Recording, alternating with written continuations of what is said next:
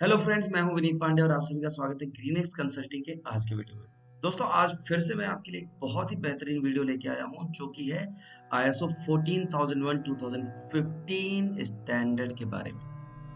दोस्तों, 14001 2015 स्टैंडर्ड जो है वो है एनवायरनमेंट मैनेजमेंट सिस्टम का स्टैंडर्ड। और आज मैं बात करने वाला हूं कि इस स्टैंडर्ड के अंदर कौन-कौन से ऐसे mandatory document, records and procedure हैं जो आपको बनाने जरूरी हैं अगर आप इस सर्टिफिकेशन को पाना चाहते हो तो दोस्तों वीडियो आखिरी तक देखिएगा, क्योंकि मैं जैसे कि आप लिस्ट में देख रहे हैं सारे डॉक्यूमेंट्स, रिकॉर्ड्स, उनके क्लॉज नंबर सब कुछ आपको एक्सप्लेन करने वाला हूं। तो दोस्तों 14001 स्टैंडर्ड 2015 में लेटेस्ट रिवाइज हुआ है, वो अभी तक 2021-22 तक भी एप्लीकेबल है।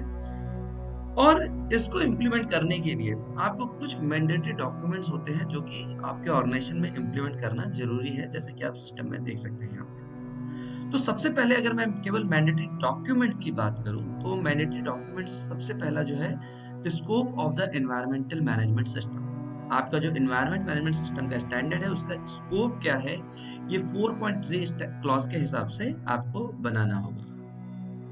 उसके अलावा आपको अपनी कंपनी के अंदर एनवायरनमेंट की पॉलिसी बनानी होगी जो कि 5.2 पॉलिसी का क्लॉज है।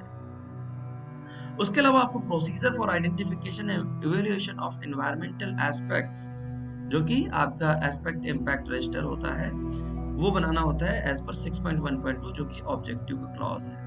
उसके अलावा environmental objective and plans for achieving they, कैसे आप एनवायरमेंट के जो ऑब्जेक्टिव हैं और आप कैसे उनको अचीव करोगे, जैसे कि आप CO2 एमिशन कम करोगे, आप वेस्टेज को कम करोगे, आप कम से कम हैजार्डस मटेरियल यूज करोगे, ये सारे जो टारगेट्स हैं एनवायरमेंट से रिलेटेड वो टारगेट्स बनाने होते हैं और उसको आप कैसे अचीव करोगे ये भी आपको डॉक्यूमेंट में बनाना होता है, जो कि 6.2.1 का क्लॉज है। ऑपरेशनल कंट्रोल प्रोसीजर्स, क्योंकि कैसे कैसे प्रोसेस में जो भी ऑपरेशन कंट्रोल्स आपको देने हैं जहां पे आपको हैजार्डस ना हो, जहां पे आपको एनवायरनमेंट को नुकसान ना पहुंचाए, ये सारे डॉक्यूमेंट्स 8.1 के हिसाब से बनाने होते हैं। उसके अलावा आपको इमरजेंसी प्रिपेयर्डनेस एंड रिस्पांस, आपकी ऑर्गेनाइजेशन में कितने डिफरेंट डिफरेंट इमरजेंसीज हैं उसको आप कैसे एलिमिनेट करोगे या वो इमरजेंसी आने में आप कैसे एक्ट करोगे, ये आपको 8.2 के हिसाब से बनाना होता है।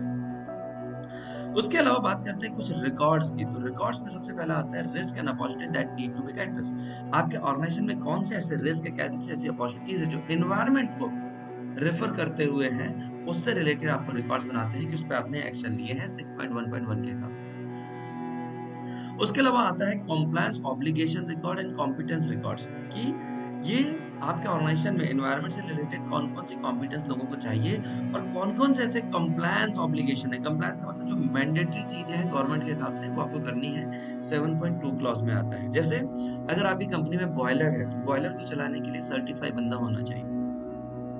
अगर आपकी कंपनी में ETP STP है, ETP STP का ट्रेन बंदा होना चाहिए, तो ये कंप्लायंस ऑब्लिगेशन है, ये आपको रिकॉर्ड्स बना के रखने होते हैं। उसके अलावा एविडेंस ऑफ कम्युनिकेशन, जो कि 7.4 कम्युनिकेशन का क्लॉज है, आप इंटरनली या एक्सटर्नली कैसे कम्युनिकेट करते हो उसका रिकॉर्ड बनाना होता है। मॉनिटरिंग परफॉर्मेंस इंफॉर्मेशन, जो भी कंपनी की परफॉर्मेंस चल रही है एनवायरनमेंट से रिलेटेड उसको मॉनिटर करना 9.1.1 के हिसाब से। Calibration records for monitoring measuring equipment, जो भी मॉनिटरिंग मेजरिंग इक्विपमेंट्स है, जैसे अगर आप नॉइज चेक कर रहे हो, लाइट चेक कर रहे हो या कोई वाटर की कोई क्वालिटी चेक कर रहे हो, तो उसका कैलिब्रेशन 9.1.1 के हिसाब से। इंटरनल ऑडिट का प्रोग्राम, जो कि 9.2 इंटरनल ऑडिट का क्लॉज है, उसके हिसाब से आपको रखना होता है रिकॉर्ड कि आपके इंटरनल ऑडिट हुए हैं। Management review result, management review करने के बाद उसका जो रिजल्ट है, उसका जो MOM है, वो आपको रखना होता है एज पर 9.3। और कोई भी नॉन कंफर्मिटी आती है उस पर आप क्या करेक्टिव एक्शन लेते हो, ये 10.2 के हिसाब से आपको रखना होता है। ये कुछ मैंडेटरी रिकॉर्ड्स एंड डॉक्यूमेंट्स है, लेकिन जरूरी नहीं केवल इतने से काम चल जाएगा। आप इसके अलावा आपकी कंपनी के हिसाब से जो जो चीजें लगती हैं आपको जरूरी है, उसका भी आपको रिकॉर्ड रखना चाहिए, तब आपको ऑडिट में और भी आसानी होती है, सुविधा होती है। बात करते हैं कुछ प्रोसीजर्स की जो आपको बनाना जरूरी है, जैसे कि procedure for determining the environmental context of the organisation 4.1 4.2 के हिसाब से। एनवायरमेंट के हिसाब से आपकी कंपनी के जो कॉन्टेक्स्ट है, कंपनी के आसपास रहने वाले लोगों को दिक्कत ना हो, कंपनी के आसपास कंपनियों को दिक्कत ना हो, आपकी कंपनी को दिक्कत ना हो, उस कॉन्टेक्स्ट में आपने क्या क्या चीजें करनी है, ये इस प्रोसीजर में बनाना होता है। Procedure for competence training and awareness, तो आप कैसे लोगों को कॉम्पिटेंस प्रोवाइड कराओगे, कैसे ट्रेनिंग दोगे, कैसे अवेयरनेस दोगे, इसका प्रोसीजर बनाना होता है। Procedure for control of documents and record, आप कैसे कैसे डॉक्यूमेंट बनाओगे, कैसे रिकॉर्ड बनाओगे, क्या सिस्टम होगा, उसका प्रोसीजर बनाता है 7.5 के हिसाब से। Procedure for monitoring and measurement, कैसे आप मॉनिटरिंग एंड मेजरमेंट करोगे, उसका प्रोसीजर बनाना होता है 4.5.1 के हिसाब से।